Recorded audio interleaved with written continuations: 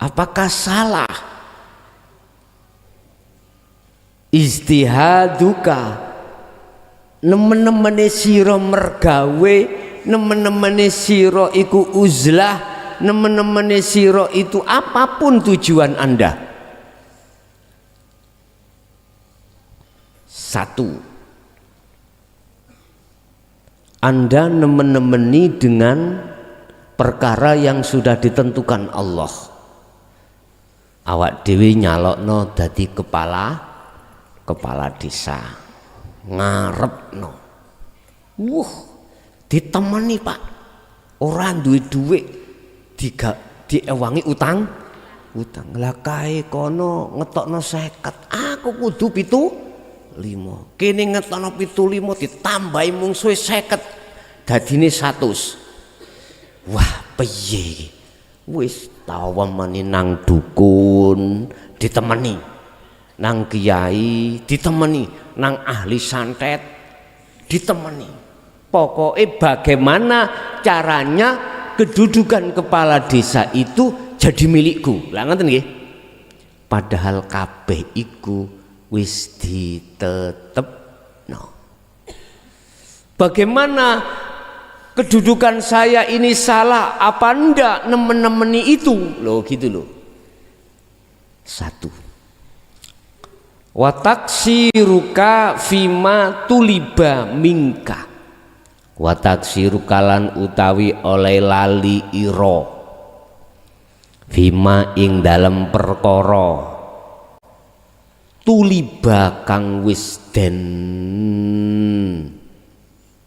tuntut mingka saking ira, dituntut kewajiban awakmu. Maksudnya ini, kau satu sisi nemen-nemeni tujuanmu mang, padahal tujuanmu iku wis ditentukan, hasilnya ini wis ditentukan, wis ditetapkan Allah. Satu sisi Anda telah melalaikan kewajiban rohmu itu, kewajiban rohmu nang Allah itu Anda lalai. Satu sisi Anda nemen-nemeni bagaimana tujuan itu hasil, padahal semua sudah dijamin oleh Allah atas hasil dan tidaknya, artinya sudah ditetapkan. Satu sisi hatimu melalaikan kewajibanmu pada Allah. Apa kewajiban ruhmu pada Allah? Makrifat nyawang mung dateng Gusti Allah. Iki mubtada'i loro ya gak apa-apa, khabare sitok. Mubtada'i sitok ae, walaupun kalimah yang kedua itu harus ada mubtada, sebagai ganti adalah wawu penghubung, wa taksiruka iku dalilun bukti nek awakmu kaya ngono, iku dalilun bukti alan timasil basiroti ing atase ilange peningal atimu mingka saking sira. Tegese iku bukti nek mata atimu kasare kang iku bukti jikalau mata hati kita buta pada Allah. Ayo ngarep aik diurai. Ijtihaduka fima dzumina laka, semua apa persoalanmu sing kok adepi di titik akhirul amri iku wis ditentukan Allah, iku wis dijamin Allah. Yen besok kuwi bakal nampa rezeki semene, yen besok perkaramu iku hasil, Iku sudah ditentukan Allah semuanya. Pertanyaannya, ijtihaduka nemen-nemenimu iku mang salah apa enggak? Iku dikatakan salah yen awakmu, yen ruhmu, yen atimu iku melalaikan kewajibane ruh. Apa kewajibane ruh? Cuman satu. Wa ma khalaqtul jinna wal insa illa liya'budun. Kewajibane roh iku mek situ nyembah. Urusan jasad kemleler endi terserah. Sing penting ruh iki mang tetep madhep nang urip sing ana piyambake dhewe lak penak to. Rawingkes kewajibane roh niki Pak. Kewajibane jasad iku sing rawen-rena. Waktu durung duwe bojo, dheke ya kewajiban golek pangan kanggo awake dhewe. Delalah ya golek molo rabi. Berarti rabi iku golek molo. Tapi delok sisi yang lain cek gak dadi molo, dadi rahmat iku akhirnya anggitmu ya apa aja molo to. Gusti Allah nekakno perkara iku mesti ana sisi positif dan negatif kok. Akhirnya jenengan jasad golekno daharane garwa. Wis ning kono tambah golek molo maneh pengin duwe anak. Gak cukup situk biyen iku sampak 12 10 lah ngoten Pak nggih. Saiki duwe anak loro telu ngene bingung. Adik nggih didendeni ambek tangga sebelah. Didendeni ngene. Kuwi lho ya nek anak akeh ngarakno melarat. Ngoten nggih? Cukup anak 2. Tangga tepari lho tangga sebelah.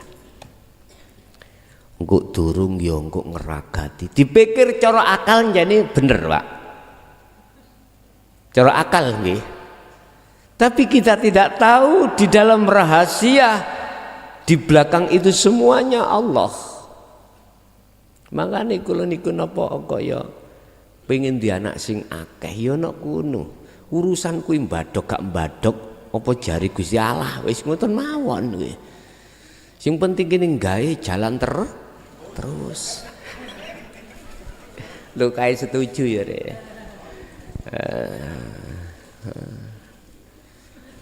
Gak iso teko bolongan siji ya bolongan liyane. Wong jenenge wong bayi kan macam-macam Mbak ya. Engko nek gak ono blas ya ngepek anake wong wis ngoten mawon lah bingung. Wis. Jadi semangat kita untuk mencari satu kesuksesan itu dikatakan tondo butone ati manakala ketika melakukan kesemangatan iku mang ati iki nek ora netepno Gusti Allah. Ngaten. Dikatakan tanda itu mata hati buta manakala ketika ijtihaduka nemen-nemeni awak dhewe ing dalem di dalam apa? Dalam rangka kesuksesannya dari satu perkara manakala hati duduk di takholi. Tatkala hati duduk di takholi mesti kita ngaku-ngaku nyawang makhluk kang berperan. Ini tetanda kalau basiroh kita, mata hati kita buta. 1. wa taksiruka fima tuliba minka. Kita lalai Pak, hati ini lalai atas kewajiban hati pada Allah. Orang yang lalai kewajiban ruh untuk menyembah pada Allah, di sini yang dimaksud adalah ahli hijab fakot, ahli hijab tok, bukan ahli syuhud yang diletakkan di musyahadatul fana, bukan. Ahli hijab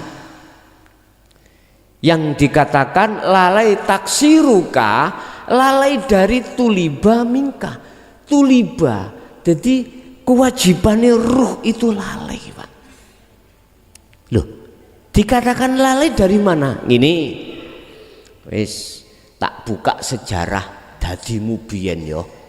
Walaupun aku gak roh bapak mbok mungkrek ning jero kamar, tapi tak buka, tapi tak mangan kates dhisik mergae weteng kula ro wingi ngaji nang Gresik mencret murus akhire kecirit wingi.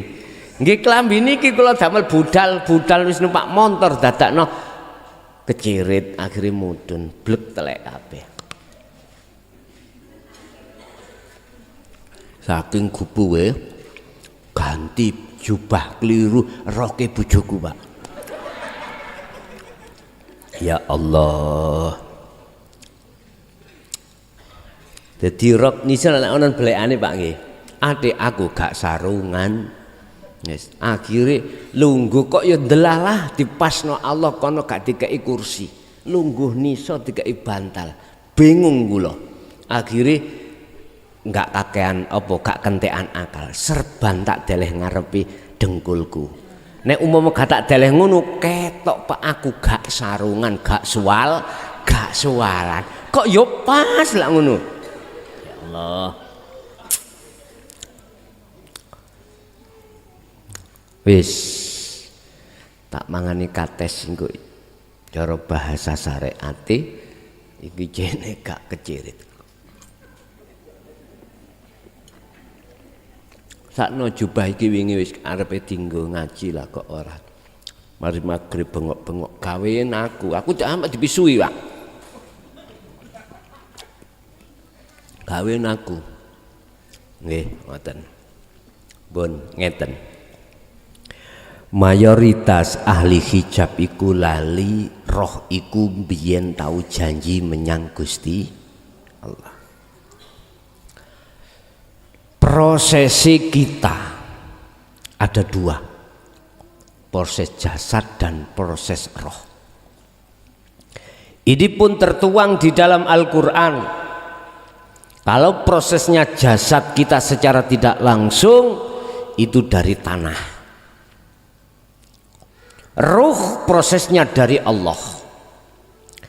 Sebelum ruh iki dipasang di wanafakhtu, ditiupkan di dalam diri jasad, ruh itu sudah ditanya oleh Allah semuanya. Ahli hijab lali Pak. Alastu birabbikum, he para roh, betulkah aku Allah iki Tuhanmu? Betulkah ruh sesuk itu Anda hanya menyembah, memuja dan memuji padaku? Tugasmu mung situk sesuk iku ruh apa? Hanya menyembah padaku. Ruh itu semuanya jawab bala. Sendika dawuh berarti nggih. Syahidna, selalu syuhud sapa ingsun dateng panjenengan. Pun langsung distempel Pak Ali Gusti Allah. Jeret. Sah wis. Proses 40 dina ditambah 40 dina ditambah 40 dina sampailah proses di mana Allah menyiapkan seluruh apa kebutuhan jasad ketika di kandungan. Lewat ASI ibu, lewat nutrisi dalam diri ibu, akhirnya perkembangan Akhirnya lahirlah jabang bayi. Rasulullah menurunkan satu hadis di dalam hadis Bukhari Muslim, kullu mauludin yuladu alal fitrah. Setiap bayi yang dilahirkan bah iku mang hasil dari Salome. Ngerti Salome? Satu lubang rame-rame, atau hasil dari sudah akdu nikah iku yuladu dan lahirno alal fitrah. Maksudnya jiwa ruh ini dalam keadaan fitrah, belum kecampuran urusan-urusan syahwatut dunia. Dereng Pak, kau no ceritanya arek bayi lahir ceret ngawadeg langsung Pak tukono enmek, boten enten. Iso ekur nangis, apa kok nangis? Ngerti sampean, nangis iku ada satu pertanyaan. Aku sudah dijanji oleh Allah, ruh ini sudah dijanji hanya menyembah pada Allah. Kira-kira di depanku banyak kesenangan dunia ini nanti, mampukah aku ning dunya iki untuk selalu taat menyang Allah? Nangis Pak, nangis. Malah nek gak nangis dari dokter ngawatirno kok diceplesi nggih. Mbuh dijiwiti, mbuh ceplesi. Nek gak iso nemen jokono palu lah wis. Nggih mesti gak ngeten. Karepe ben nek nangis iku wis lega cara Bu Bidan niku. Kula takok, Bu, teorine iku apa kok dikongkon nangis? Sanjangi. Kula niki takok Bu Bidan, mboten takok Bu Dokter, Bu Bidan. Ngeten lho Pak Kades. Anane nangis ben nangis iku mang jadi seluruh tubuh iku cek langsung bekerja. Mata bekerja, telinga bekerja, semuanya bekerja.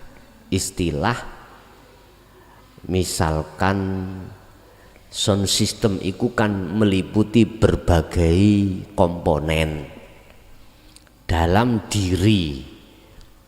Apa jenenge power, mixer, aksesoris, apa teng mriku kok kudu ana sinyal, ana lampune ya lewat dileboni setrum nggih dikepuk-kepuk ngeten iki cek metu setrume, nek wis metu tandane iku urip ngoten, cek fungsi ngoten. Cara akal saged kula trami, tapi kula takon Bu Bidan, nek umpama dikepuki mboten gelem nangis ya apa? Nggih nyun sewu dikon glondongno ya. Ngertos glondongno, diguling-gulingno ngeten lho. Ndukur dalan nisor dalan ndukur ngeten lho Bu. Mangkane jenengan nek umpama mosok dadi dukun bayi nggih ngono, nek dikepuki dipes-pes mboten saged ya jungkiren unggahno. Umpama iki takon terakhir, umpama sik tetep boten purun nangis ya biukno jare. Boten niki tambahan nggih, tambahan. Wis. Bapak Ibu, kita akan lalai Pak ketika saat akil balik niku pun lali. Ya niki sing dimaksud tuliba. Yang dimaksud kewajibannya Allah, kewajiban ruh terhadap Allah iku taksiruka, lali kita. Jadi sepanjang kita masih ada di hukum syariah saja, kita akan lalai kalau dulu itu ada satu perjanjian antara ruh terhadap Allah. Makanya gak dibuka ayat iki. Di dalam syariat gak dibuka. Apabila dibuka itu iku lho sing dijanjiku ruh Pak. Setelah perjanjian sudah disepakati, wa nafahtu, dan kutiupkan. Udah. Jadi ditiupkan nang jasad iku mau, ruh iki ditiupkan Allah. Berarti kesepakatan sing wis dadi dhisik iku ruh apa jasad? Ruh toh? Ruh. Makanya sifat kidam iku ana ruh. Lebih awal ada di ruh. Bapak Ibu, jadi ahli hijab sajalah yang dianggap oleh Allah sebagai orang yang lalai pada Allah. Nyun sewu, ada satu ayat yang menerangkan tentang syuhud, tentang ketemu Allah, itu kita dustakan. Kita ahli hijab tidak percaya kalau ada liqa'illah, momen ketemu Allah, momen syuhud nang Allah. Qad khasiral ladina zalamu alladzina zalamu biliqa'illah.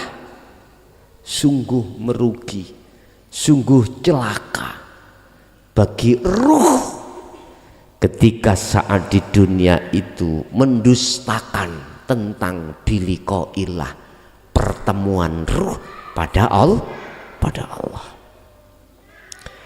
Bentuk dustane ruh hati kita pada Allah itu apa? Mengiyakan superpower masuk dalam negara kita. Sinten superpower itu? Negara adidaya. Sinten superpower itu? Dia adalah hawa nafsu. Kita iakan superpower itu masuk di dalam hati kita yang disebut nafsu. Lah, nafsu teng mriki membawa misi dan visi dan misi. Apa misinya? Apa visinya? Misinya adalah untuk menjerumuskan hatimu, ruhmu terhadap jalannya nafsu.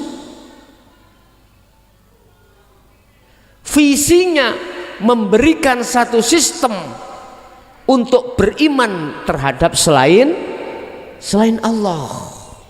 Contoh ini, aja tersinggung lo ya.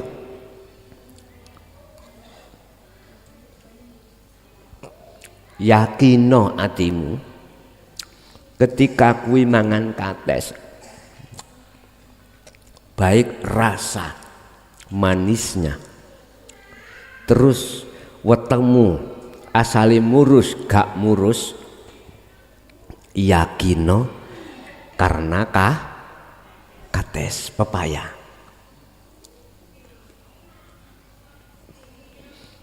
Bisikan iki Bapak Ibu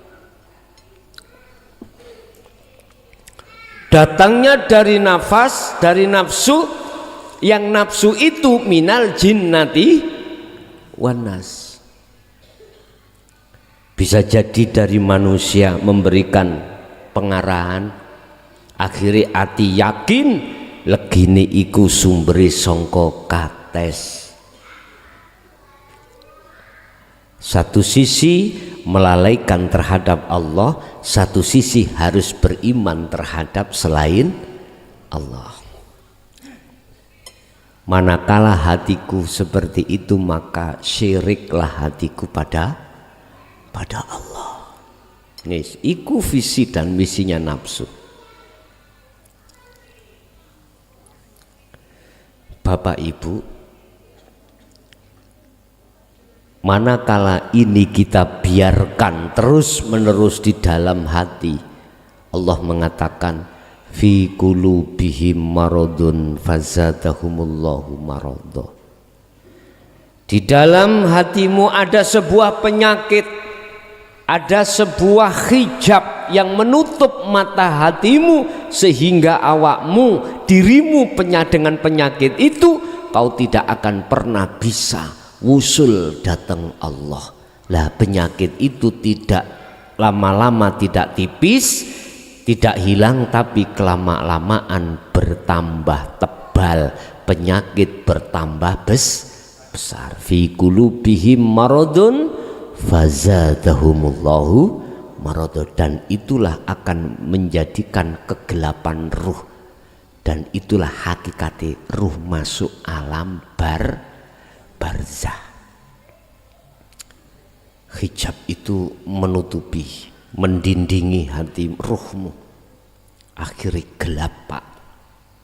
Wis disinilah Allah dawuh, barang siapa saat di dunia mata hatinya buta, gelap terhadap Allah, akma maksudnya al-akma, maka di akhirat pun dia akan buta dan lebih tersesat lagi.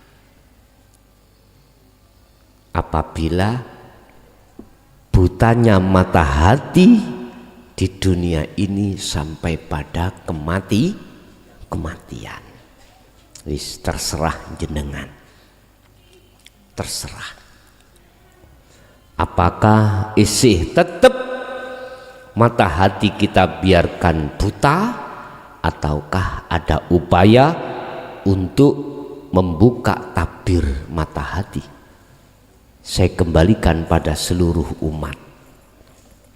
Yang jelas, innama ana mundirun, saya hadir di dunia ini sifatnya mundirun. Wa qala aidan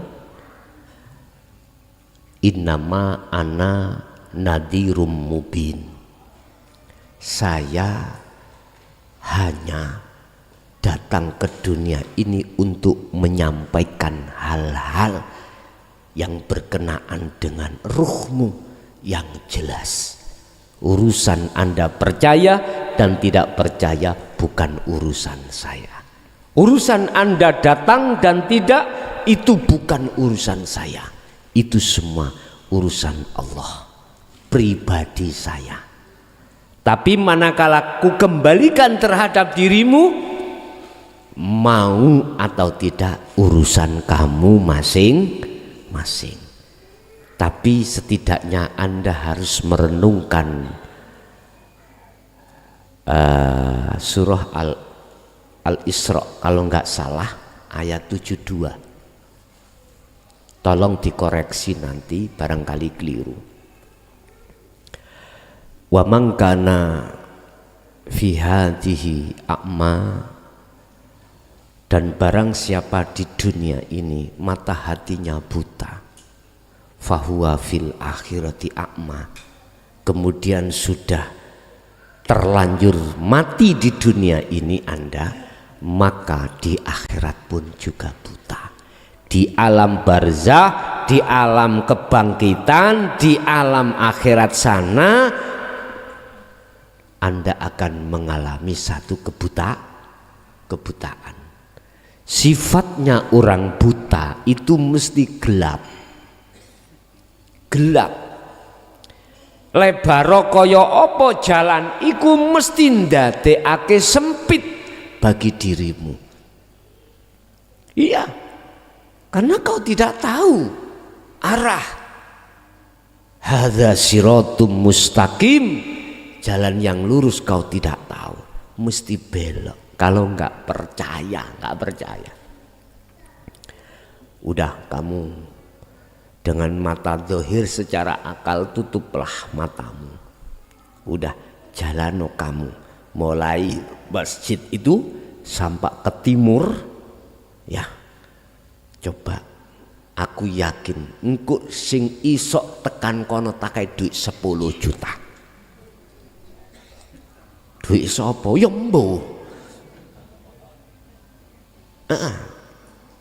Wis meremok kait kulon masjid iku sampak wetan isok tutuk embong nih kok lho, jembatan nih kok perapatan itu isok apa ora, nek isok tutuk kono bali otakei duit 10 juta dene aku durung duwe tak utang sih. Gak apa-apa. Ya perlu diuji toh ngeten niki. Perlu diuji. Tapi aku kudu ana panitiane lho ya. Kudu ana panitiane, kok ndang merem gane ngene-ngene. Aku yakin, ku pastikan Anda akan masuk di dalam got itu. Ku pastikan. Ya ngene iki yo aja golek duit 10 juta dibuktekno dhewe ngono ae lho. Iya apa gak yo. Nek dibuktekno dhewe jujur mesti merem tenan. Aku yakin gak bisa sampai ke sana. Bapak Ibu hadirin jamaah rahimakumullah. Jadi makalah tentang mata hati yang buta di pasal 5 ini, ketika Anda semangat berikhtiar, kata orang syariat nggih, usaha untuk mencapai satu kesuksesan, manakala Anda duduk di tajalli, ini tidak termasuk dikatakan hati yang buta. Ndak. Yang dikatakan hati yang buta ketika hal itu terjadi padahal zumina sudah ditentukan oleh Allah hasil atau tidak, Anda terus semangat giat untuk mencapai kesuksesan, itu termasuk tanda hati yang buta di situ.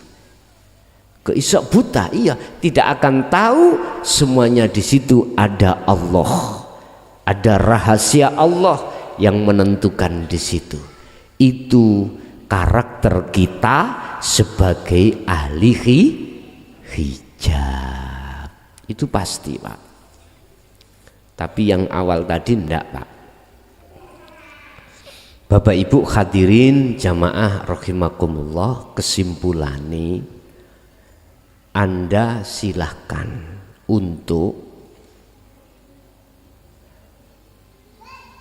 istihadu nemen-nemeni oleh ikhtiar usaha, tapi tetap duduklah hatimu ditajali. Silahkan rapopo.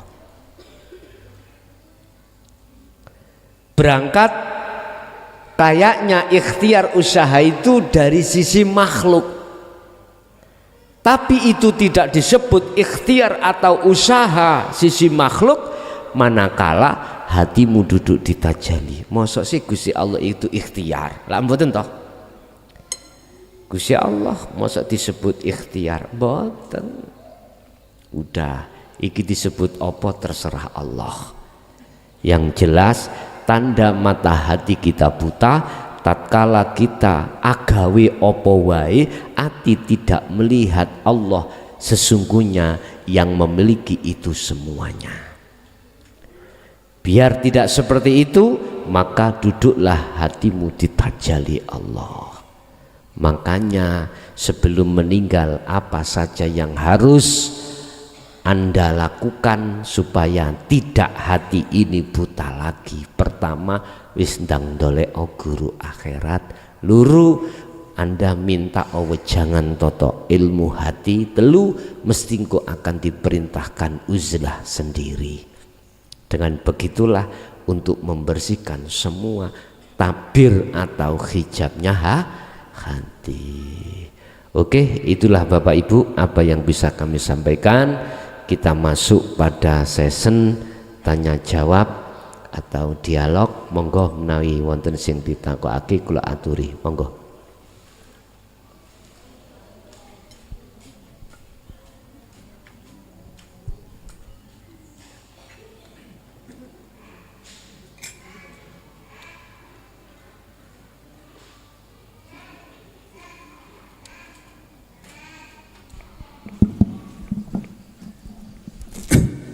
Assalamualaikum warahmatullahi wabarakatuh. Waalaikumsalam warahmatullahi wabarakatuh. Nyuwun penjelasan tentang istilah tembung napas, nubus, tanafas, dan anfus. Pertama, yang kedua, apa bedanya napas dengan hambegan? Kalau tidak sama mohon ambekan. Nggih. napas dengan ambegan. Kalau tidak sama mohon Bahasa Indonesia ini ambegan itu apa? Pernafasan, ngoten nggih. Nggih. Terus yang ketiga, manusia diciptakan adalah untuk mengabdi atau beribadah. Nurut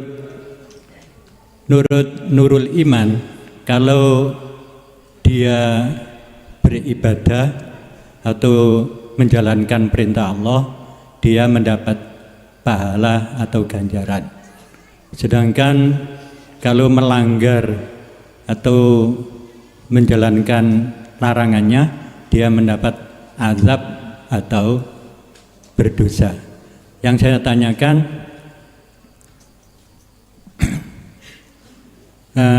kedua tadi, apa yang diazab oleh Allah? Padahal manusia asalnya dari tanah, kalau meninggal jasadnya kembali kepada tanah. Sedangkan ruh asalnya dari Allah, kembali kepada Allah. Mohon penjelasan secara hakikiyah. Matur nuwun. Assalamualaikum warahmatullahi wabarakatuh. Waalaikumsalam warahmatullahi wabarakatuh. Apa pengertian dari 4 perkara? Nafas, nufus, anfus, tanafas. Ini masuk di dalam kelompok 4 kelompok ini masuk dalam keterangan sifat kalam. Apa nufus itu? Sesuatu yang berputar-putar di dalam hatimu. Ini yang disebut kehendak, kekarepan. Tetapi sebelum muncul nufus, muncul anfas. Sebelum muncul anfas ada nurullah. Nurullah yang datang. Contoh, didatangkan nurullah yang berupa rokok lan korean. Iki tak terima ning anfas di dalam akal.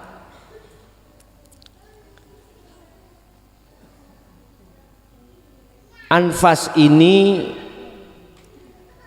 mlebu menyang jerone ati, yang nufus itu proses masuknya itu dibimbing oleh tanafus atau tanafas.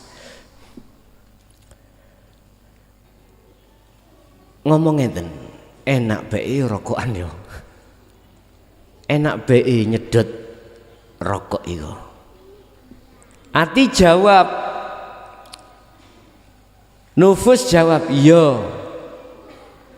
Iku sedoten penak. Lah, sebelum terjadinya nyedot, nufus iku ngedalne perkara.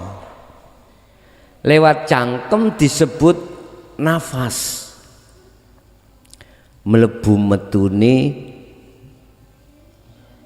angin utawa swara iki ana nafas. Disebut nafas. Lah, ketika sudah kami sedot, artine iradah iku sudah nyata. Saya nyedot iki mesti menyatakan, ngambil kesimpulan, metu swara. Oh iya, rokokan iku penak. Iku bagi sing tukang rokokan. Dan ini terjadi setiap saat dan waktu. Jadi 4 perkara nufus, anfus, tanafus, nafas iku ngumpul dari siji, muncul satu kalimat namanya kalam, suara. Jadi di dalam suara itu ada 4 rangkaian, nafas, nufus, tanafus, nafas. Jadi tidak terlepas dari hal itu. Satu. Terus nomor dua, apa perbedaan ambekan pernafasan dengan apa mang? Dengan nafas, ngoten nggih. Apa perbedaan antara nafas dengan ambekan? Ngeten Pak. Kalau dari sifat ma'ani dan maknawiyah itu bagaimana? Saya menjawab. Sebab gini, nek nafas itu adalah termasuk ma'ani, nek ambekan bernafas itu maknawiyah. Ngoten. Maknawiyahe ambekan iku apa? Nafas. Sebab nek gak ono nafas gak iso ambekan. Wis. Pertanyaan 1 sampai 2 iki mang tak ringkes dadi siji. Ini. Kefahaman kita di dalam 4 perkara tadi dan kefahaman kita perbedaan di antara ambekan atau bernafas dengan nafas tadi, manakala tidak disertai hati melihat Allahnya, maka kefahaman seperti itu tidak ada manfaatnya. Sehingga panjenengan kali kula melalaikan tuliba mingka, kita telah melalaikan kewajiban ruh terhadap Allah. Lewat sifat kalam kau bisa untuk ma'rifatullah. Kalam, di dalam kalam itu siapa? Tanda hati yang tidak buta, apapun datangnya kalam, ucapan, suara, baik dari yang dikeluarkan kayaknya dari makhluk apapun, kau akan mengatakan dan yakin itu adalah kalamullah. Nafsu kan mengarahkan kau, disuruh hatimu untuk beriman, iki suaranya anak kecil, iki suaranya hayawan, itu seperti itu Pak. Nggih ngapunten, cara jujur aku ngomong, wong kekandelan syariat iku ngawatirkan. Paham? Kekandelan syariat iku mengkhawatirkan. Kalau ini saya lihat dari sisi kacamata hakikat ya, mboten syariat. Kalau saya memandang ini dari kacamata syariat, ya tambah sip lho Pak. Pengikuti ya tambah ukeh. Sing mulyakno tambah ukeh, bondone tambah ukeh, tambah sugih. Sekolah yo duwe yayasan mulai PAUD, TK, ibtida, sanawi, aliyah, apa perguruan tinggi. Ya Allah Pak, omsete sedina piro anggit sampean? Awak duduk manis sampai goyang-goyang ning kursi ini kalau ya duit teko dhewe. Kuwi bayar sahriyah ben wulan piro wis tak total. Tak keluarno kanggo kesejahteraan sampean paling lho nyun sewu. Nyun sewu lho ya, nyun sewu.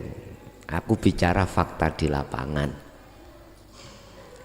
Paling ya kamar-kamarmu tak kei lampu ya, tak bangunno gedung, terus apa maneh, tak kei fasilitas olahraga.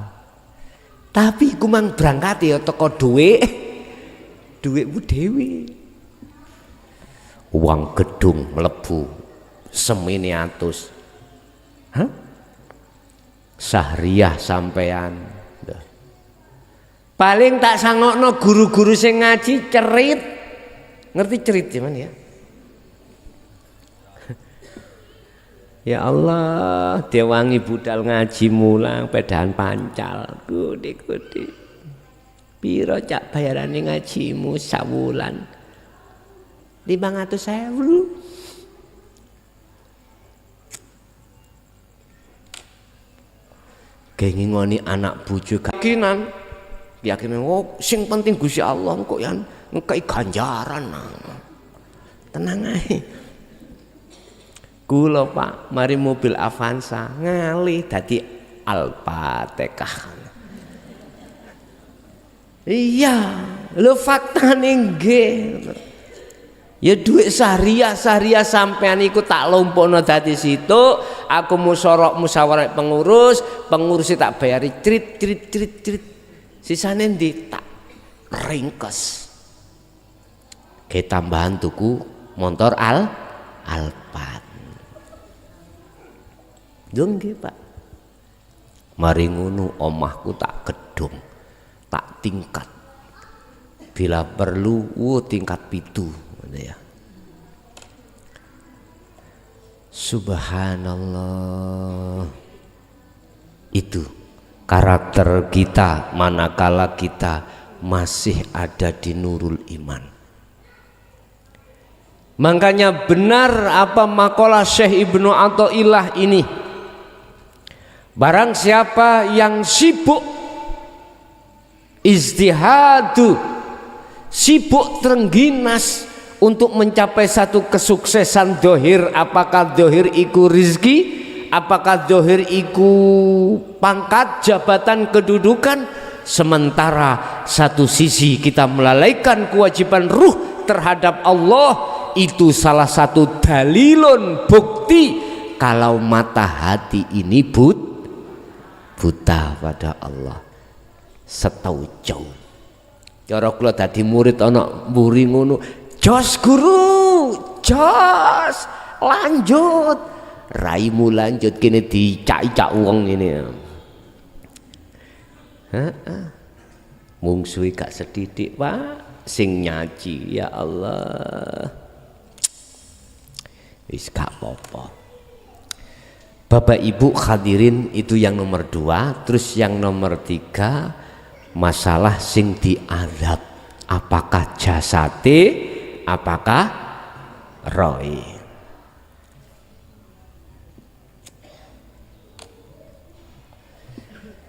Kula tak metik makolane Mbah Husain. Mbah Husain putrane Mbah Ilyas Mojokerto. Luwih panas-panase ati katimbang panase srengenge. Nek panase ati ku disangga dhewe, nek panase srengenge disangga wong akeh. Makane Bu sampean mpun gupuh nek garwa sampean iku mangecemes. Wis ojo digawe panas hati sampean. Jarno engkon wae mari yo mari. Wae mari yo mari ngono, wae mati tungane mati. Saking gak betahe mungkin. Wis. Ketika kita belajar sistem ajaran Rasulullah di syariat, apa yang berkenaan dengan azab atau rahmat, mesti kita di substansinya itu di jasad, nggih mboten? Pasti. Sing nrimo rahmat, surga dan neraka mesti substansinya adalah jasad. Gak salah Pak, karena syariat itu tujuannya untuk membenahi jasad. Wis, sehingga ketika Anda menjalankan perintah dan meninggalkan larangan, surga dan pahala. Jasad ning dunya iki wis kok trima, endi ganjarane, endi surgane? Jenengan dipuja wong seneng, yaiku ganjarane, yaiku surgane. Wis iki tak kembangno. Percaya gak percaya, aku gak ngomong iki makalah teko sapa-sapa, terserah raimu ngarani apa. Iki makalah aku ngomong yaiku surgane Dajjal. Ayo. Terima silakan, gak terima iya kata masalah no. Lho nggih. Terima monggo, gak terima yo kata masalah no. Ketika saat dirimu melakukan larangan Allah dan banyak umat yang mengatakan dan membencimu, sakit enggak? Sakit. Di dunia kau dihina, di dunia mohon maaf kau dikucilkan banyak orang.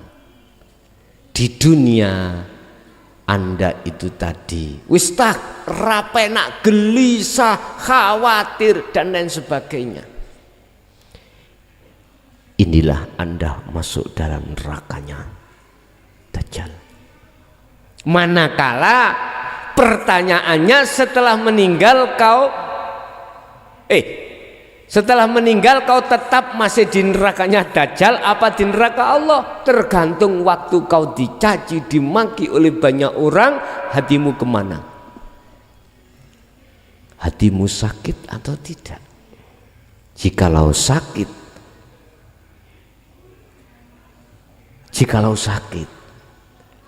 kau pasti akan khawatir. Jikalau takut, jikalau jenengan khawatir, pasti akan takut macam-macam. Maka ini berarti tetanda kalau kita itu adalah ahli nerakanya Dajjal, juga ahli nerakanya Allah.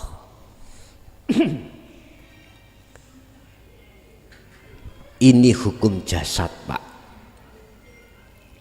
Jenengan laku elek dilokno wong mboten, iki hadapi Allah.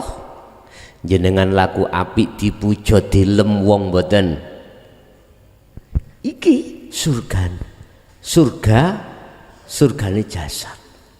Pertanyaanku, apakah ruh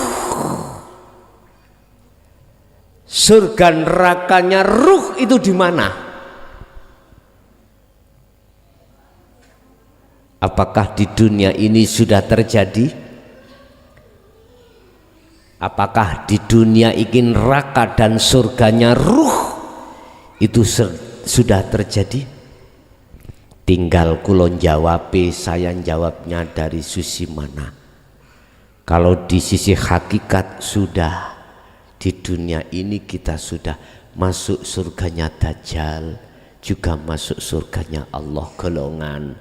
Ada yang sudah masuk nerakanya Dajjal, sudah masuk nerakanya Allah. Berarti yang diadab itu ruh. Udah. Hukum hakikat ditegakkan di dalam diri setiap manusia. Itu pada hakikatnya adalah untuk memberikan kebenaran, membedakan antara al-haq dengan al-batil. Tergantung Anda itu bagaimana. Yang jelas intinya ajaran Rasulullah di dalam dinul haq itu mengajak wad'u ila rabbika, mengajak hatimu atau ruhmu untuk masuk surganya Allah. Aslinya rahmati Allah. Tetapi di situ ada dua ragam golongan. Satu golongan minoritas mau menerima dan mengamalkan ajaran tersebut, sistem tersebut. Yang kedua, wa aksaruhum la yu'minun, mayoritas mereka menolak. Wis nek pancen kalau toh ajaran dinul haq itu adalah untuk menjadikan ruh menjadi ruh yang syurga, mendapatkan rahmat. Bagaimana ruhnya orang ahli hijab ketika dihadapkan ajaran dinul haq? Berhubung duduk panganane Pak, berhubung duduk imane, ditolak mboten? Ditolak. Innalladzina kafaru, sesungguhnya orang-orang yang mengingkari ajaran Rasulullah ini, iku sawaun, sama saja, alaihim, terhadap mereka, apa aandartahum am lam tundirhum, dikasih pengertian lewat ajaran hakikat dan tidak dikasih pengertian, tetap layu minun, tidak percaya. Justru nang ngati sakit Pak.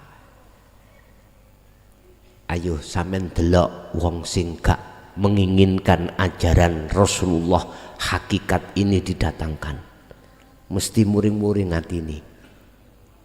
Sebab apa? Dia menguatkan ajaran akal di dalam syariah niki Pak. Makanya saya mengatakan orang kekandelan hukum syariat iku mengkhawatirkan. Ketika saat diajarkan didatangkan dinul haq, apa yang terjadi Bapak Ibu? Mayoritas batal nosian. Wah, iki gak bersanad. Gak bersanad.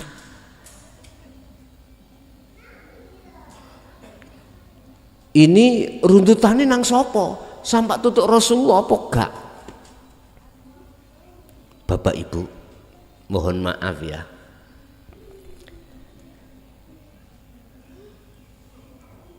Saya dengar, mohon maaf, mungkin mung Jaya Baru tok mungkin sing berani mengatakan kalau baiat lewat YouTube iku sah. Mungkin Jaya Baru dok. Sebab kemarin ada beberapa, kita anggap aja sebagai guru akhirat, mengatakan baiat iku kalau tidak langsung terhadap mursyidnya itu tidak bersanad. Jadi sanadnya gak jelas.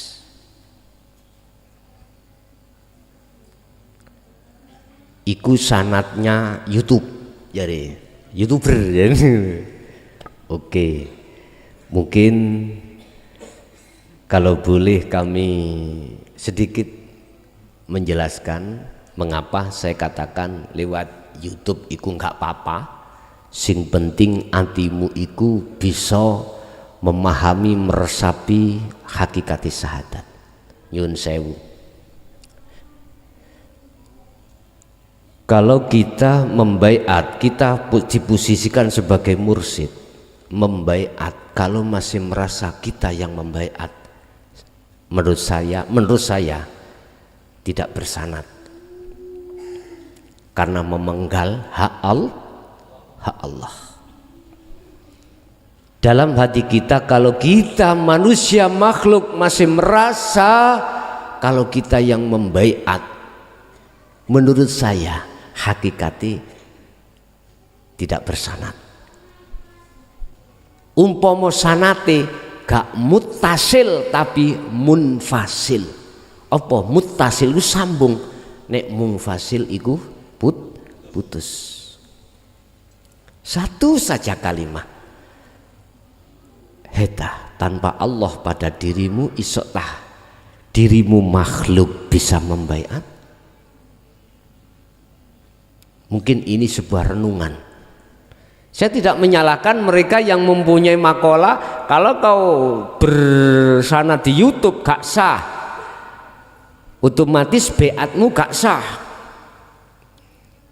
Saya tidak menyalahkan, enggak. Cuman saya mencoba untuk memberikan satu makalah dari diri saya atas semua pertanyaan, atas semua jawaban tersebut. 2, di YouTube dan di diri saya ada Allah enggak? Bisakah YouTube akan berbunyi tanpa di situ adanya Allah? Jikalau hatimu yakin la maujudan ilallah, kau tidak akan pernah menyalahkan orang yang memakai makalah yang isinya makalah.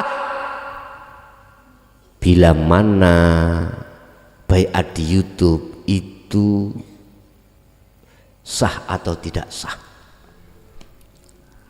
kau pasti tidak akan pernah memberikan satu komentar itu salah. Aku yakin. Sebab nyun sewu, makalah boleh berbeda, tapi perbedaan makalah tolong jadikanlah sebagai rahmat. Umpama diantem kromo harus beat nang wongi. Katakanlah saya Mojokerto jenengan Kalimantan loro lumpuh, budal ya enggak memungkinkan. Mosok ati dipeksa budal nang Mojokerto. Allah meluaskan caranya. Banyak jalan menuju yaiku. Ya. Allah itu gak sempit untuk menemui kita. Allah tidak hanya di majelis taklim seperti ini aja. Allah juga tidak di surau-surau pondok pesantren masjid saja. Allah pun juga ada di lokalisasi.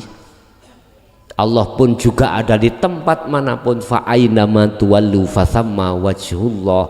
Dimanapun Anda mengarah, di situ ada wajah Allah. Mengapa kita bikin sempit?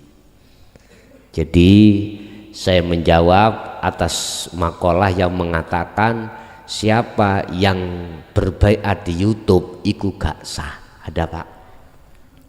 Di lewat majelis ini saya katakan, pertama, jikalau kau merasa kau yang membaiat, maka menurut saya justru itu tidak coro sanad gak mutasil, bahkan munfasil.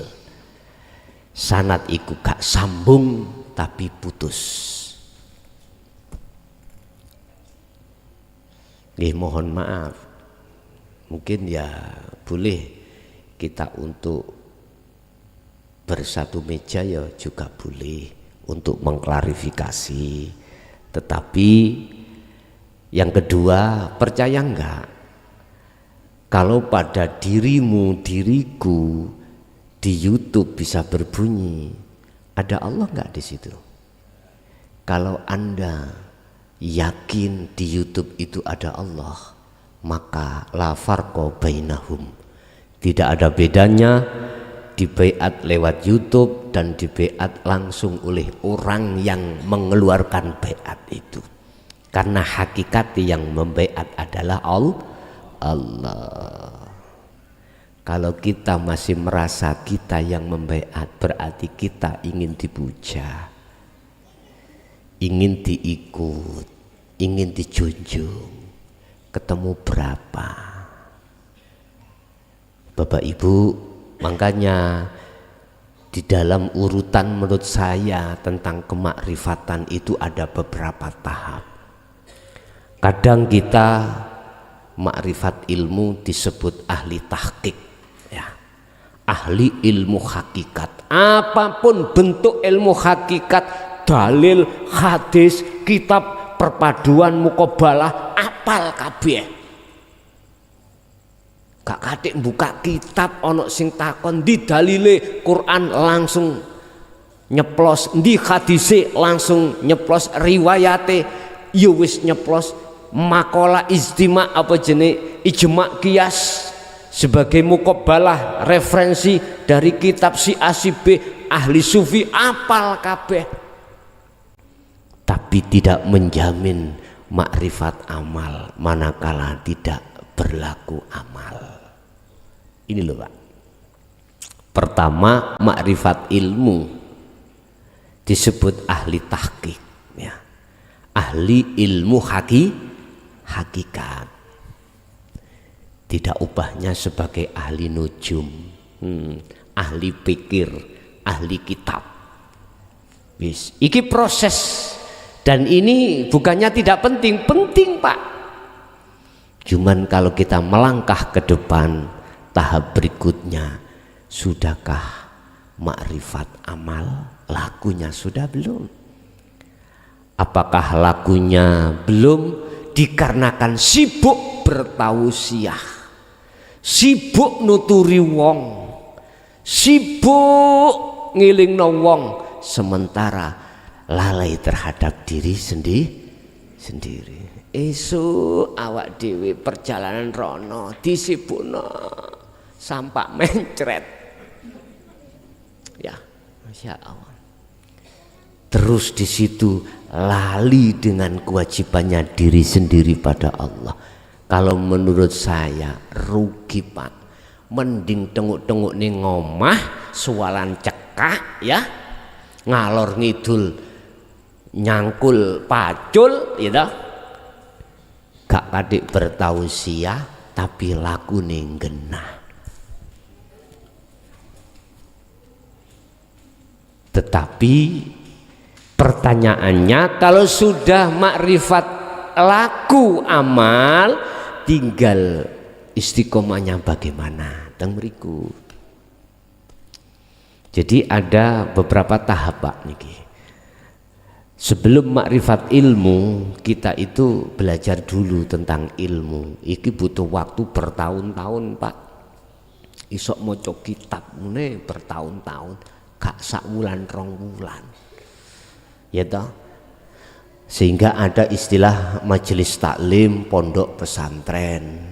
Di situ masuk, belajarlah ilmu alate, belajarlah ilmu tafsir Qur'ani, belajarlah ilmu tafsir hadisi dan lain sebagainya. Ngentekno beras pintal-pintalan tapi gak kerosok Pak. Nggih. Setelah itu mestinya harus melangkah di makrifat amal. Kalau sudah makrifat amal, praktek nyatakno wujude Allah koyok piye, silahkan untuk bertausiah. Lihat di situ pasti ada sinyal dari Allah untuk bertausiah. Aku yakin kalau jenengan iki betul-betul estu sudah sampai pada makrifat datang Allah. Segala hal apapun makalah, tidak keburu dulu untuk menyalahkan makalah orang lain. Tinggal itu dari sudut pandang mana. Ngoten. Dados nek jenengan tanglet ning donya sing disiksa iku apane? Sampeyan wis ngrasakno dhewe nek sing disiksa iku jasate iku diobong Pak. Diobong, dinyunyuk rokok, panas mboten? Lara, kena eri, kena apa lara. Tetapi yang disebut adzabullah, manahmu iki lho Pak, gelisah. Manahmu iku tersiksa. Jiwamu, ruhmu tersiksa. Sebab apa pertanyaannya tersiksanya? Macam-macam. Faktornya macam-macam. Kadang-kadang kau ditinggal bojomu suwe ora mule, digondol gendrewo, sawompek Pak. Nggih nek gendrewo baedi ngoten Pak. Gendro ndak seireng. Wis anak ya ngono. Loro gak waras-waras gawudo ae wis sampak sertifikate omah gak ro dijokok didol.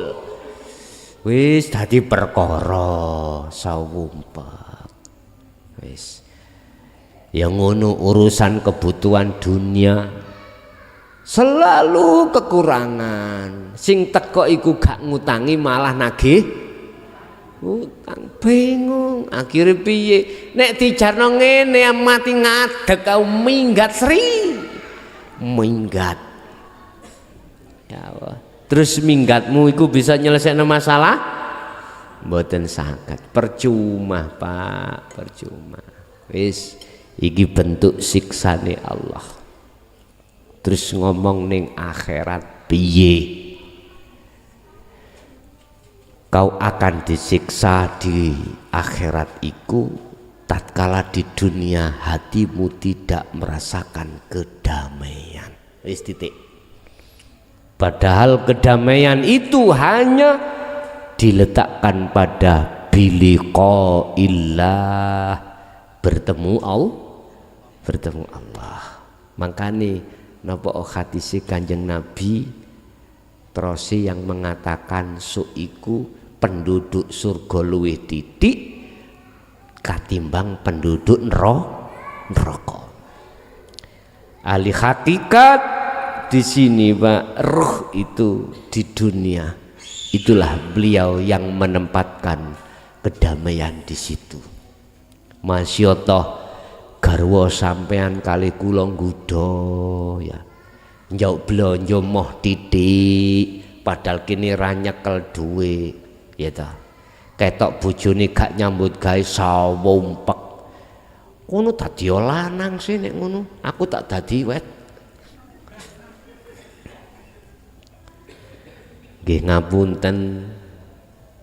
Kita sudah dididik ajaran Rasulullah itu belajar untuk melihat semuanya karena Allah. Tapi memang tidak semua kita ketika saat dihadapkan perkara gak enak itu ngomong Allah, ya ta? Sik kadang kalau kita ndelok menungsoni, nek ndelok menungsoni, rokono lanang kok gak gelem nyambut gawe. Ganti ya, aku sing celonoan sampean sing rokan. Wah, iki jelas iki nesu maneh iki. Wis timbang gawe mangan kates, Pak.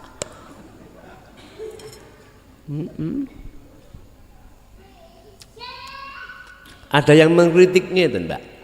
Kemarin itu WA di Pondok Jaya Baru bayarnya berapa setiap bulan? Dikane ngoten lho. Kalau jawab ae free, mereka pakai akal. Kalau nggak mau tahu siapa dia, aku nggak pengen tahu jenenge sapa mboten. Cuman dialog, dialog mengarah debat akhirnya. Kalau is mengarah debat, tak deleh HP ini, kadang itu tak banting Iwan. Ngeten. Bagaimana mencetak generasi yang super, lawang mondoke gak bayar. Ngomong ngoten. Bagaimana ketika menyampaikan kurikulumnya wong gak dibayar. Mereka memang pakai akal, tak maklumi. Coba kalau memakai hati, beda lagi. Memang Pak, baru metere kurikulum atau yayasan atau pendidikan, instansi pendidikan, itu kalau kurikulumnya bagus, otomatis bayarin nggih mahal Pak, mahal. Bagaimana bisa mencetak generasi penerus, generasi yang gentle atau generasi yang jenius? Lah wong ketika saat kurikulumnya gak bayar, wong sing bayar ae sik goblok apa maneh sing gak ngoten. Lah gurune mangan apa karepe ngono? Oke Pak, tak maklumi jenengan iku memakai berdasarkan akal, dalil akal. Kula niki mboten make dalil akal, dalil hati. Kalau saya memakai dalil hati, apa kata Allah? Satu contoh, kalau gini ngeten. Satu contoh. Umpama Anda punya anak 2, apakah mesti kamu bahagia? Sedangkan aku punya anak 7, iku wis bahagia. Nek dibanding Anda dengan saya, ekonomi lebih baik Anda, tapi Anda belum tentu bahagia. Ngoten niku saged bahagia, motor punya, pabrik usaha punya. Bantah ngoten Pak. Terakhir saya katakan langsung gak iso jawab. Bahagiamu hanya sesaat. Sesaat berapa tahun? Kau umur di dunia 90 tahun hanya itu. Buka di dalam surah ini, ayat ini, mana letak kebahagiaan sejati?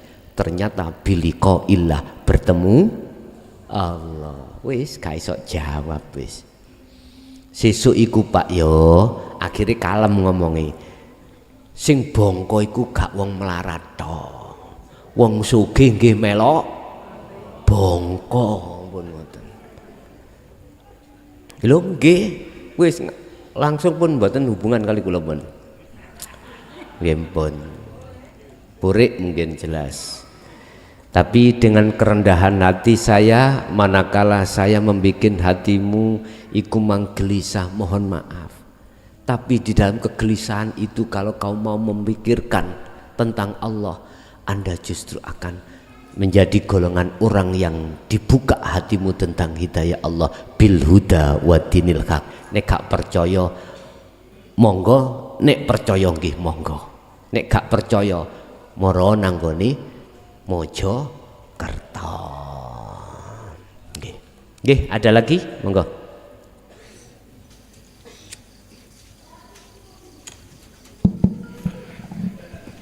Assalamualaikum warahmatullahi wabarakatuh. Waalaikumsalam warahmatullahi wabarakatuh. Gus, saya mau tanya, di dalam perjalanan berzuhud di hati ini merasa seperti bayi yang baru lahir. Mohon penjelasannya. Terima kasih. Assalamualaikum warahmatullahi wabarakatuh. Waalaikumsalam warahmatullahi wabarakatuh. Apa sih fungsinya zuhud?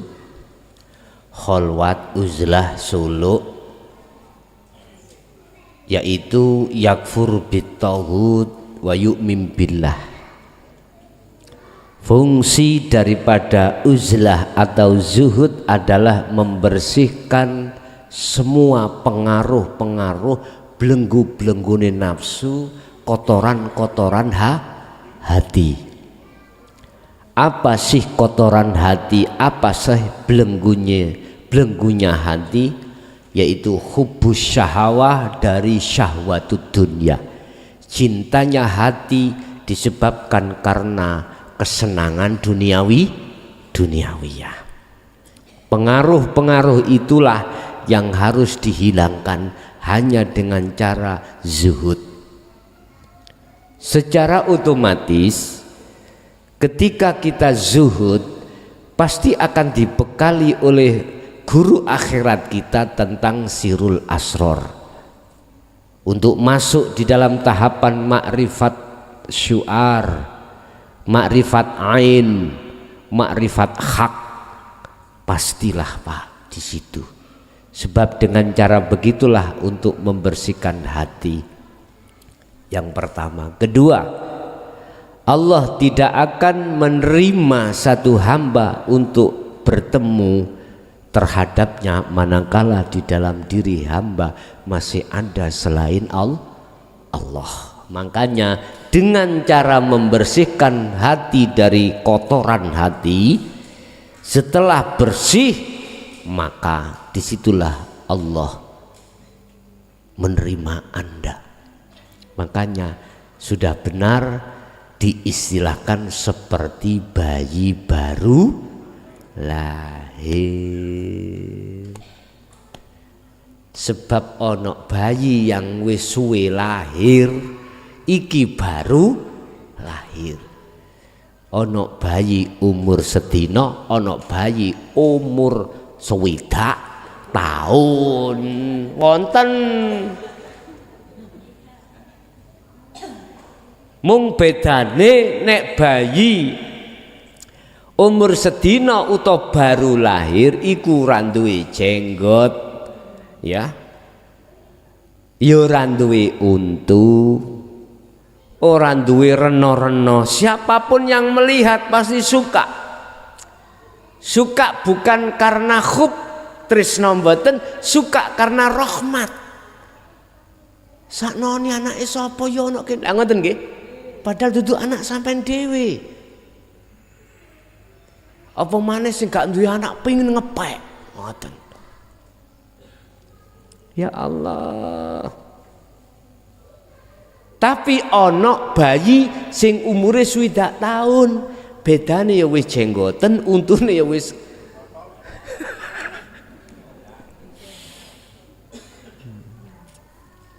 besok melaku tapi rada bongkok-bongkok detik.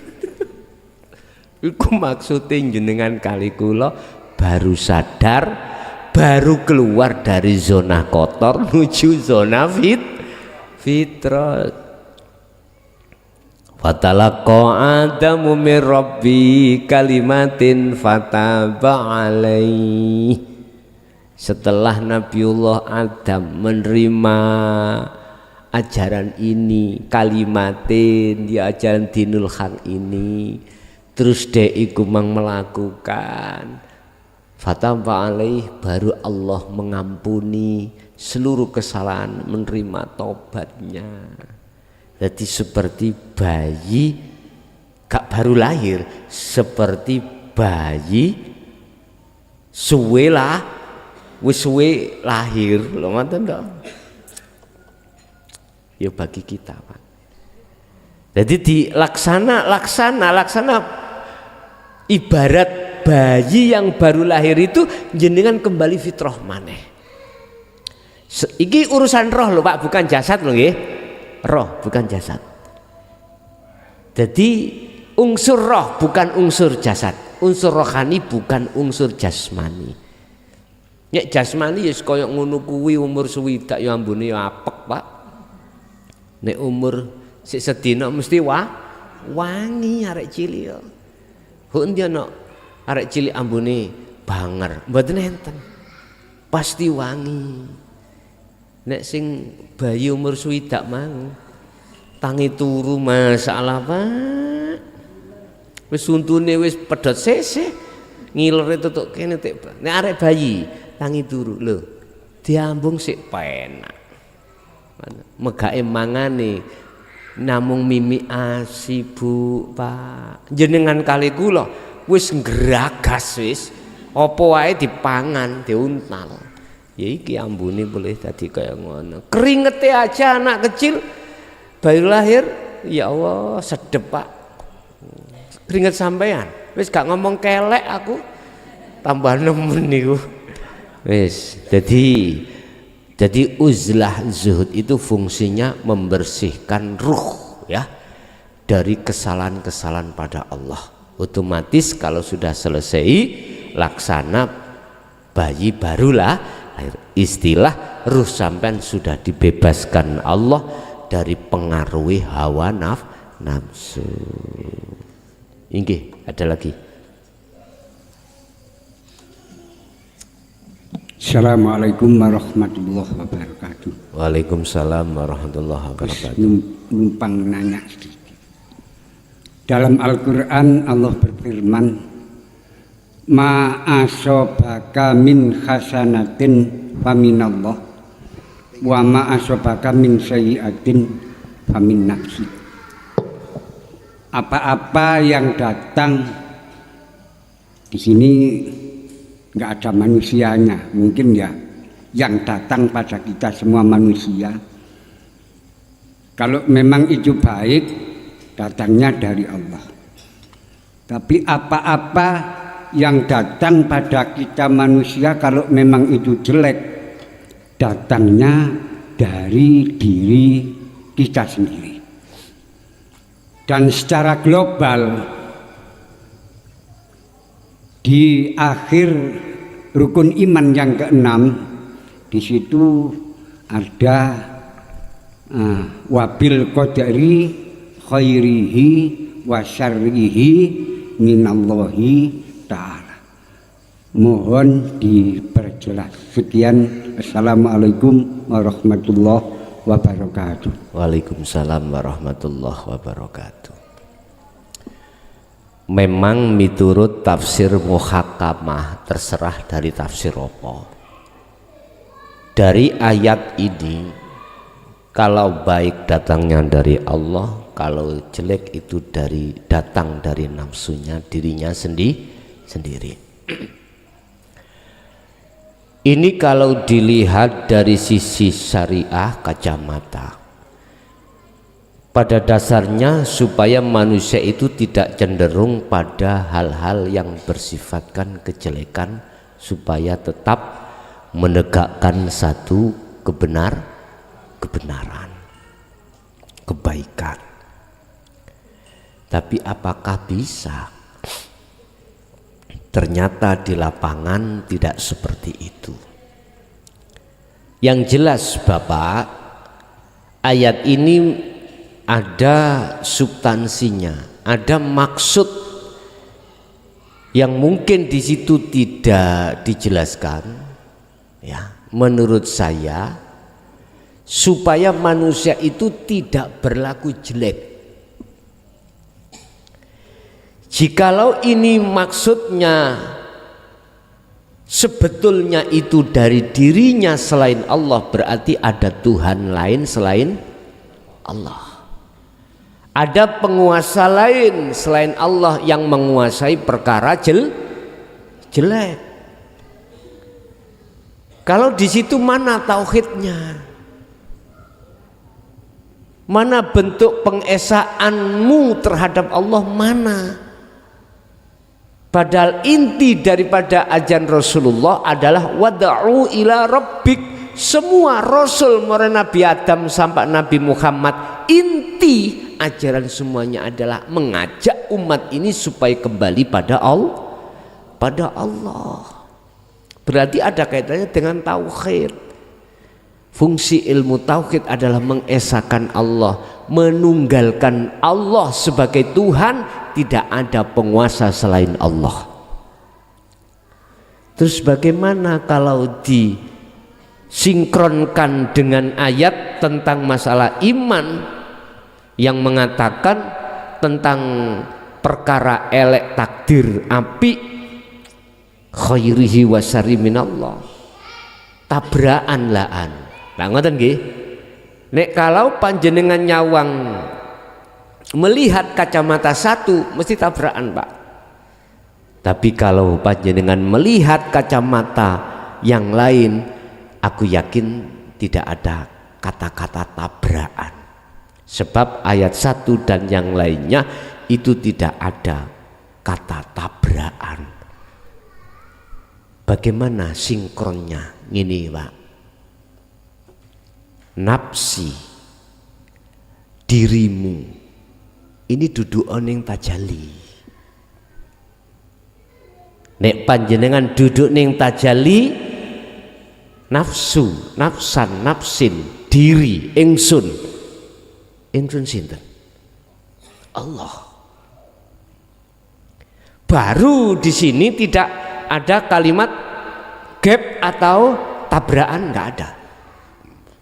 Oh ternyata Allah itu sebuah nama. Di dalam nama itu tersimpan adalah zatnya atau yang memiliki nama Allah. Nafsun, nafsan, nafsik, itu di situ juga ada sang pemilik. Yo nek niki sinkron, baru nggak ada tabrakan. Bapak Ibu, inti ajaran hakikat adalah pertama, menggerus, melumat iman dalam hatimu yang mengimani selain Allah dalam hal apapun. Dalam hal apapun, melumat iman yang ada dalam hatimu yang iman selain Allah. Sama ketika saat Nabi Khidir memberikan pengajaran terhadap Musa, Nabi Musa yang berguru kepada Nabi Khidir dilumat. Maksudnya Nabi Khidir tak lumati yo akale Musa itu, sebab dengan akal itu akhir dia beriman terhadap selain Allah. Dilumat Pak. Pertama dilumat lewat kejadian membocori kapal. dilumat membunuh anak kecil, dilumat membangun pagar, karepe dilumat. Tapi berhubung yang kokoh tegak dalam diri seorang Musa itu akal, ajaran syariat, pasti menyalahkan tindakan Nabi Khidir. Apa yang terjadi? Pisah. Nabi Musa niku wong cerdas rak. Jadi IQ-nya, IQ-nya ya limpat-limpat, Pak. Nggih, wong Bani Israel ya. Gitu. Cerdas, Pak. Tapi dengan cerdasnya sampai jadi keingkarane hati pada Allah. Sing takon ganyi nek gak keturunane Bani Israel nyun sewu dikongkon beleh pedet lah ngono. Pinter. Pedet iku umure sak ndi? Ya. Terus mari ngono lanang ta wedok? Laki apa perempuan? Warnane apa? Ditawakokno sampai terakhir meh gak nemu pedet sing dibeleh. Kok umpama wis menengo sembarang pedet mang ya kenging. Tapi itulah bentuk kecerdasan beliau-beliau. Makanya wong cerdas nek gak dibarengi ajaran hakikat, kecerdasane akan mengalahkan hati ketetapan Allah. Akhirnya nek ono gak cocoke berontak, Pak. Berontak. Kecerdasannya itu kalau dibarengi hakikat, maka justru itu akan menjadikan fid dunya hasanah wa fil akhirati hasanah. Wis, jadi ayat niki Pak secara kacamata syariat gak salah karena elek iku mesti teko menungsane, nek apik mesti teko Gusti Allah. Tetapi ingatlah, kalau panjenengan iki duduk terus di situ tidak mengenal ajaran Rasulullah tentang tauhid, bagaimana kacamata hakikat? Kacamata hakikat mengatakan Allah tidak pernah bersekutu terhadap yang lain. Kita pun tidak boleh menyekutukan Allah dengan yang lain. Akhirnya bagaimana caranya tidak menyekutukan?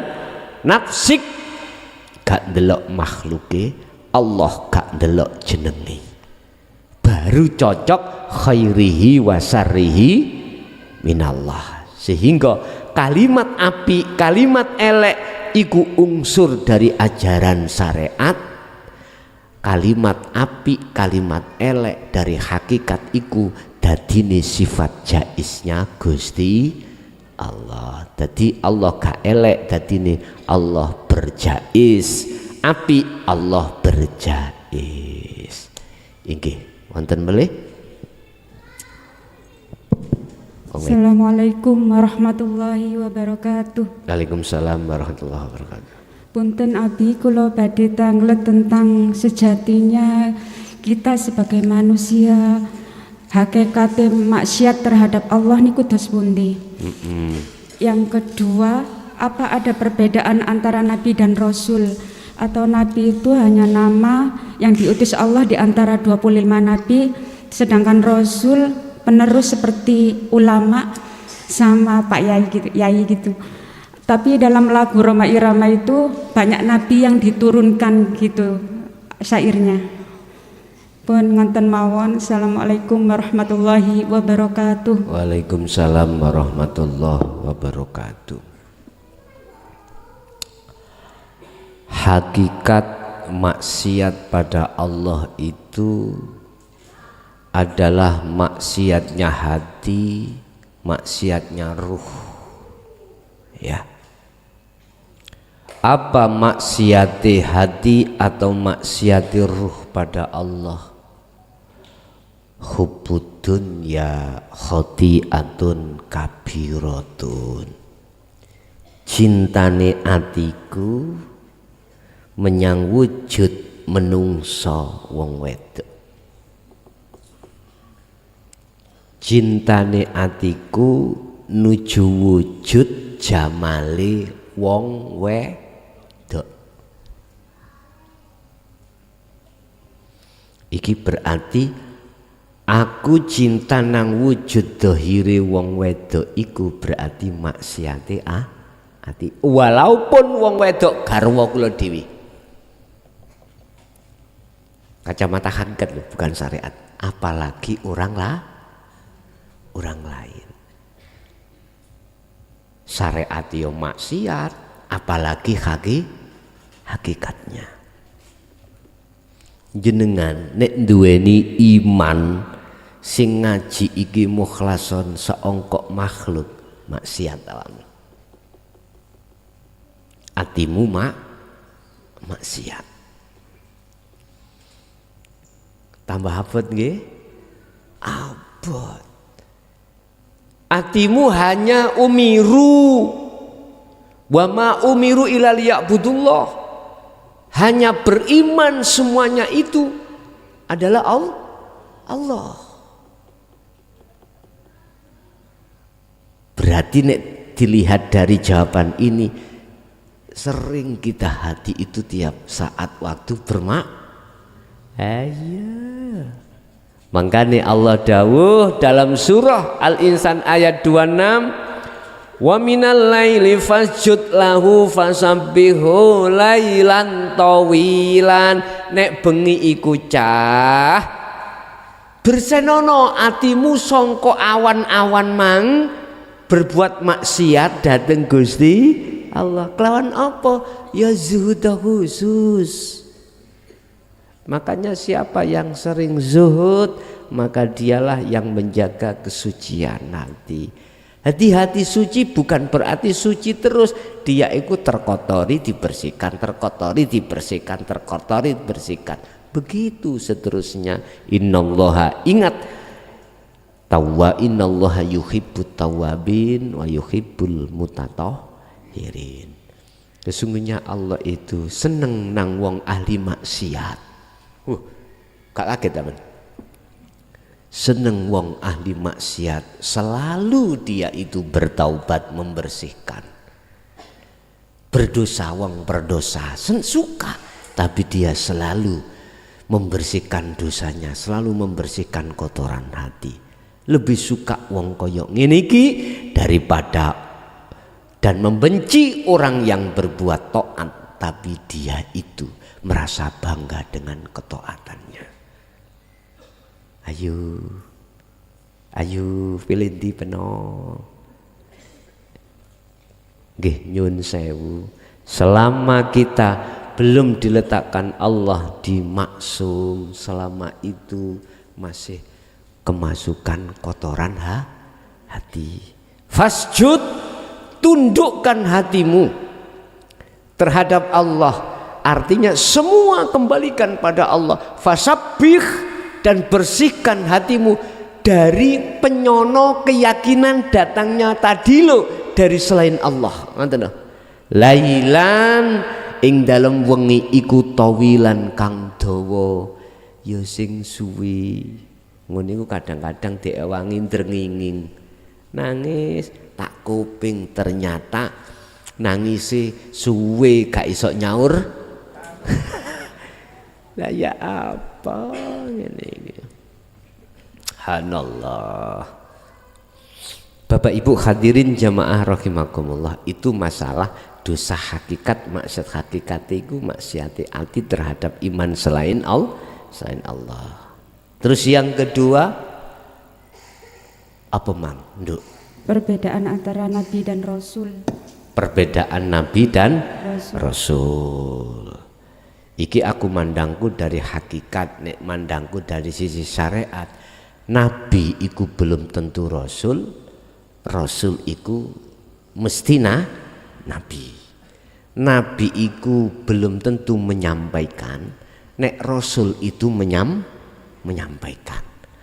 Lah Rasul iki tak pandang duki hakikat, disebut Rasul utusan sebab dheweke menyampaikan apa yang dia terima.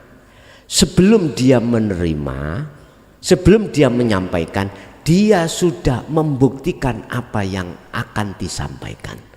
Istilah lain disebut Rasul adalah golongan orang-orang secara hakikat ya.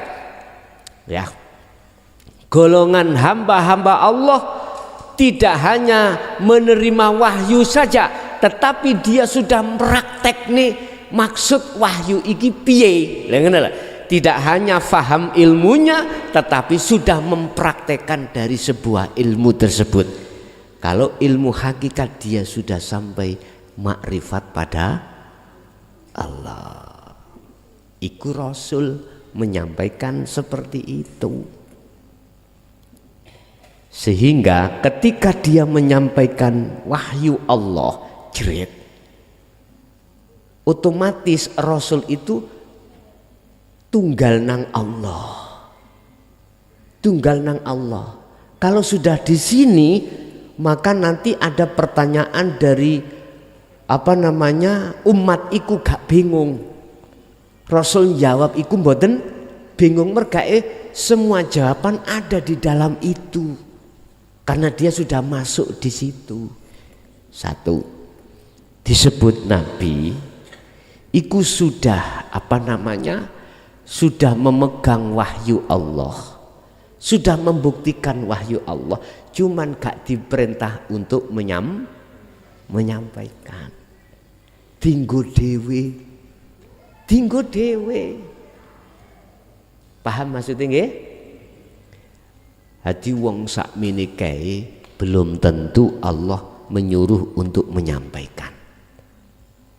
Nek umpama aku dikongkon milih, enak tinggo dhewe. Mboten kakean dan toh iku engko ya kanggo dirinya sendiri. Terus bagaimana ayat yang mengatakan ku anfusakum wa ahlikum naro wa maqala a'rif nafsaka auladaka wa azwajaka billah. Kenalilah dirimu terhadap Allah, setelah itu kenalkanlah anak istrimu pada Allah. Lah ikilah nabi iku sebatas keluarganya akan disampaikan, anak istrinya. Kadang-kadang walaupun anaknya sendiri ora gelem nrimo kok. Lah ngoten nggih? Bahkan beliau baginda Nabi Nuh sebagai rasul Yohan, Nuh yugane dhewe lho ora gelem. Kanan nggih. Kanan iki lho. Akhire Kanan duwe turunan jenenge Fir'aun ya ta. Iku mosok gelem ambek ajan Rasulullah Nabiullah Nuh niku. Mboten purut. Ta'ali ya ibni, sini yo. Banyune wis munggah. Jawab Kanan, oh teng bukit mawon aman. Ternyata bukit itu sendiri dihantam oleh air, bahkan tenggelam toh. Lah Kanan ngomongnya ambek akal gak gelem. Iku putrane dhewe.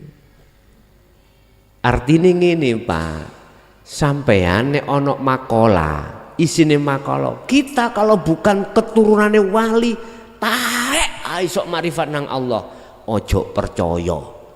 Justru sing ngomong iku ta. Lho ngoten lho.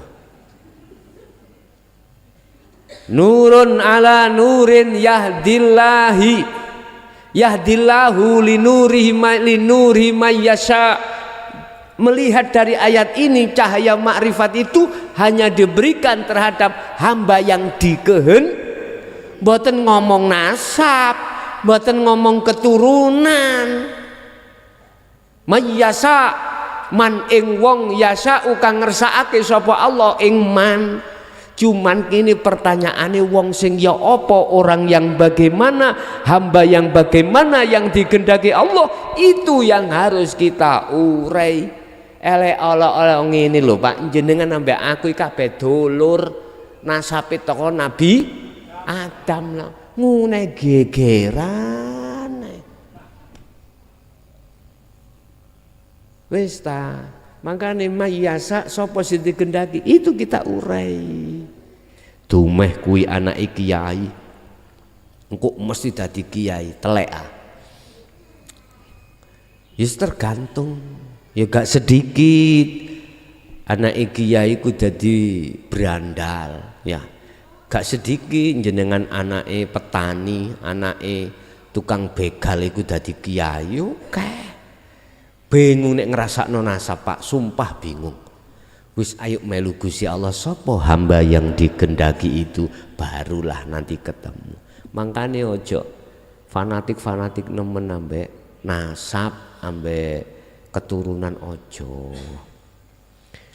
Kul innama ana basarum mislukum. Allah dawuh nanggone Muhammad, ngomong sing ya apa Gusti, innama ana basarum mislukum. Aku iki padha mbek awakmu rek. Ojo nyembah aku, sembahlah apa sing aku sembah. Ojo muja aku, muja apa sapa sing tak puja. Iku Rasulullah. Lah ngeten iki ya ayo dicontoh sak mampune dhewe-dhewe. Mangkane ajaran hakikat itu untuk menghancurkan keimanan dalam hatimu yang selain Allah. Pemujaan hatimu yang selain Allah dihancurkan dengan hukum hakikat supaya bisa mengesahkan Allah dalam kurung makrifat Allah. Saya ulangi, syariat sistem kanggo jasad, hakikat sistem kanggo ruh untuk bisa makrifat. Syariat kanggo sistem jasad untuk laku thariqah ben bener, hakikat sistem roh untuk lelaku roh iki supaya bener tekan makrifat pada Allah. Nggih. Ada lagi. Sampun cukup. Bismillahirrahmanirrahim. Al-Fatihah.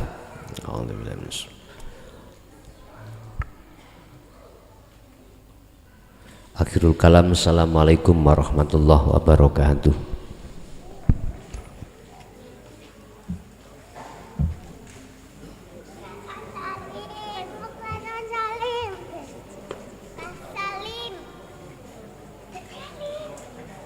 Aku salim.